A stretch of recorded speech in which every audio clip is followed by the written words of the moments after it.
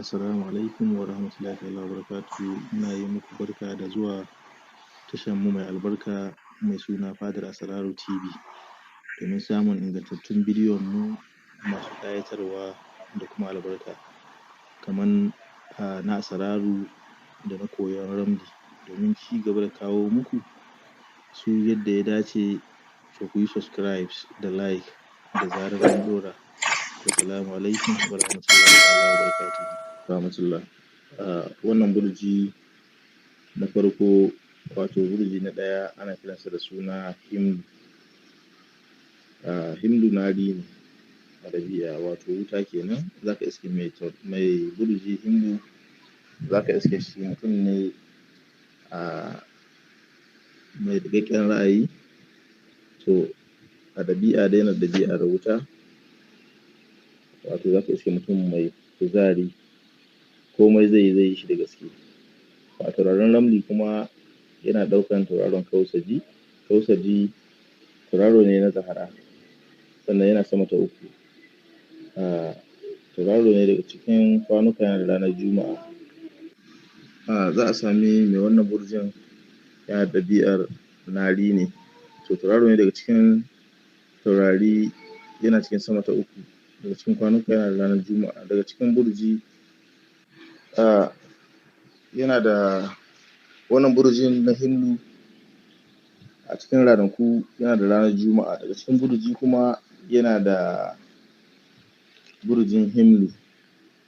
Sannan a cikin sunayen Allah yana da ya kafi ya ganiyu. Idan mai wannan burjin ya shiga damuwa zai karanta ya kafi ya ganiyu, adadinsa 1171, ƙaramin adadi kenan.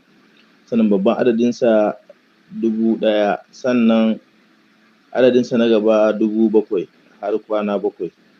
Sannan yana da mala'ika Ana'ilu, yana ɓullowa cikin falaki na 3, yana tsayawa cikin kowane burji kwana 27. Yana gewaye falaki cikin wata 10, kuma ana danganta shi da dukkanin abu mai taushi da soyayya.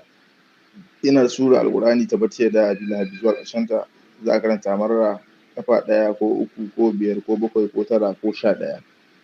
Sannan idan mutum yana da burji nari, akwai sana'ar da ta dace da shi, da garin da ya dace ya zauna, da kuma mata da ya dace ya aura. In mace ce, da miji wanda ya dace ta aura.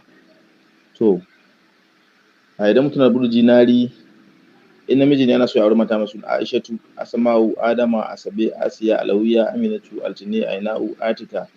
Duk wani fara sunan ƴa mace da ya fara da harafin A ko kuma harafin A dai gaba ɗaya. Sannan idan mutum na da burji, idan mace ce ana so ta auri dukkanin wani ɗa namiji. In tana da burjin Himlu wato burjin nari, ana so ta auri namiji mai faɗin suna harafi A. Sannan idan mutum na da burji nari, ana so ya zauna a Anambra, Ekiti, Yobe, Enugu, Abuja, Maiduguri, Bauchi, Taraba, da duk wani local government ko state ko country da ya fara ɗaya daga cikin waɗannan harafin da muka ambata na state ɗin. Sannan idan mutum na da burji idan mutum na da burji nari, ana so ya sana'ar da ta shafi addu'a, sana'ar sayar da shaddodi, sana'ar gwangwan, sana'ar sayar da itace, sana'ar man fetur, sana'ar kayan wuta.